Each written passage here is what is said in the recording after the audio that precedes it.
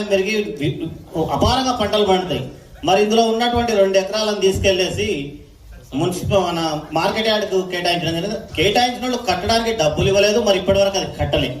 అలా కాకుండా 2 ఎకరాలు కూడా గోడౌన్స్ కోసమే కేటాయించి, ఎందుకంటే ఊర్లో ఉన్న ప్రజలందరూ ఇక్కడ వచ్చి మార్కెట్ చేయలేరు. కూరగాయల మార్కెట్ కానీ, మటన్ మార్కెట్ కానీ, చికెన్ మార్కెట్ కానీ ఇక్కడికి వచ్చి వాళ్ళు తీసుకునే అవకాశం తక్కువ. అంటే ఒక అనాలోచితంగా ఏదో ఒక ప్లేస్లో చేద్దామన్నట్టు చేసిండ్రు. ఈ మార్కెట్ ఇంకా 10 అంతలైనా కూడా అంత స్థలం కావాల్సిన అవసరం ఉండదు. ఎందుకంటే ఇప్పుడు కేఎల్ఐ కాలువ ద్వారా నాగిల వరకు నీళ్ళు వెళ్తా ఉన్నాయి. అట్లాగే డిండి లిఫ్ట్ ఇరిగేషన్ కూడా ఇక్కడ మొత్తం సస్యశ్యామలం అయిపోతుంది. అలాంటప్పుడు పంటలు చాలా వస్తాయి కాబట్టి మనకి ఇక్కడ గోడౌన్ల ఫెసిలిటీ పెంచాల్సినటువంటి అవకాశం ఉంటుంది. మరి అట్లాంటి సందర్భంలో ఇక్కడ ఉన్నటువంటి స్థలాన్ని ఇతరత్ర ఒక సిస్టమేటిక్గా చేసి ఉంటే ఇంకా బాగుండి ఉండేది.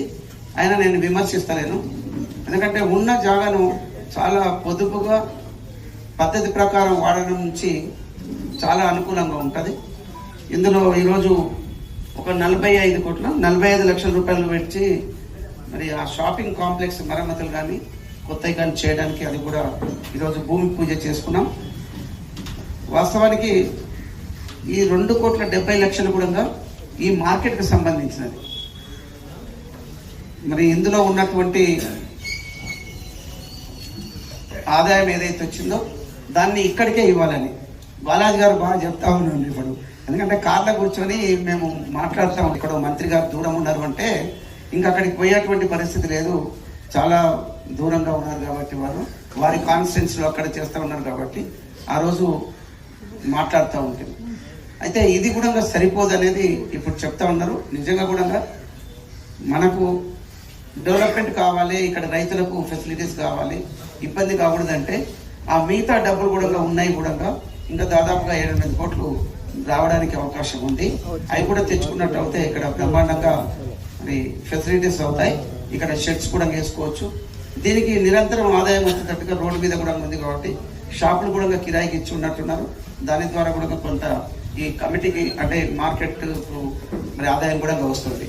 అది మనం తప్పనిసరిగా ఇంకా ఎంత బాగా చేయగలం అనేది మరి చేసుకుందాం. మనకు అవకాశం కూడా ఉంది.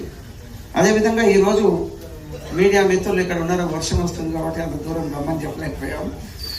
అక్కడ 9 కోట్లు వెచ్చించేసేసి జూపల్లి దగ్గర ఫౌండేషన్ వేసుకోవడం జరిగింది రోడ్డు. అక్కడ ఎప్పుడు ఎంత బాధగా ఉండేదంటే రైతులు ఎక్కడ ఉన్నది కూడా రైతులే, గ్రామాలలో ఉన్నదే మ్యాక్సిమం 90% రైతులే ఉంటారు. మేము ఓట్లు వేయాలంటే ఈ రోడ్డు చేస్తావా చెప్పని అడిగింది. అదే అది అక్కడ కచ్చపేటకి వెళ్ళే రోడ్డుకు మనకేంటంటే అక్కడికి బావుల దగ్గరికి వెళ్ళడానికి, పొలాల దగ్గరికి వెళ్ళడానికి మాకు ఇబ్బందిగా ఉంది అని చెప్పినారు. మరి ఎమ్మెల్యే అయిన తర్వాత దానికోసం చాలాసార్లు అడగడం జరిగింది. మరి అది కూడా 9 కోట్లతోటి అది కూడా చేసుకున్నాం. ఒక రోడ్డు కూడా నెమలిగుట్ట తండా నుంచి జూపల్లి వరకు, జూపల్లి నుంచి నెమలిగుట్ట తండాకు అక్కడ కూడా 2 కోట్ల పైచీలకు 2,70,00,000 కూడా ఆ రోడ్డును కూడా ఈరోజు ఇనాగ్రేషన్ చేసుకున్నాం. బాలాజీ గారే చేశారు, కొబ్బరికాయ కొట్టారు. గతంలో అంటే ఎప్పుడో 30 ఏళ్ల కింద 20 ఏళ్ల కింద నేను మాట్లాడతాను. లాస్ట్ టర్మ్లో ఇక్కడ నుంచి 6 కోట్ల రూపాయలు మనకి ఇక్కడ వనపర్తికి తీసుకెళ్ళారు. మనం ఏం చేస్తున్నాం? సరే మీరు కూడా అనొచ్చు, నువ్వు ఎమ్మెల్సీ ఉన్నావు, నువ్వు కూడా ఏం చేస్తున్నావు, ముఖము కదా అనకపోయినా మైక్ మీద లేదు కాబట్టి అంటాను. నాకు అది తెలిస్తే కదా, నాకు తెలియనిస్తే కదా.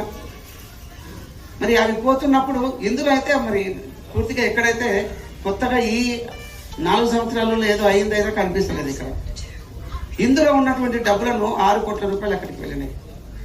అది బాధాకరమైన విషయం. ఎందుకంటే నిరంజన్ రెడ్డి గారు ఇక్కడ ఉన్న డబ్బులను అక్కడ తీసుకుపోతుంటుంటే మనం ఏం చేస్తున్నట్టుగా ఏ రైతు అడగకపోయా, ఏ లీడర్ అడగకపోయా. ఈరోజు చేస్తున్నప్పుడు రకరకాలుగా మాట్లాడుతున్న వాళ్ళు కూడా ఉన్నారు. సరే, ఎవరు ఎన్ని మాట్లాడినా నా ఆలోచన ఒకటే, కళ్ళపూర్తి అభివృద్ధి. ఈ రైతులు ముఖ్యంగా బాగుపడాలి. రైతు కుటుంబాలు బాగుపడితే బ్రహ్మాండంగా ఈరోజు ఎన్ని స్కీమ్స్ తీసుకొచ్చినా కూడా, ఏ పార్టీ గవర్నమెంట్కి రావాలన్నా కూడా ఎవరు ఎంతగా ఇండివిజువల్గా ఇస్తా ఉన్నారు. ఇండివిజువల్ ఎందుకు కోరుకుంటున్నారు ఈరోజు అంటే బీదరికంతో వాళ్ళకి ఆ ఇల్లు గడుపుకోవడానికి అంటే పూట గడవడానికి వస్తానికి లేదు, ఆ పిల్లల చదువుల కోసం దేనికోసమైనా కూడా ఖర్చు పెట్టుకోవడానికి ఇంకా మా గవర్నమెంట్ ఏమిస్తుంది అని చెప్పేసి ఆలోచన చేస్తూ ఉన్నారు.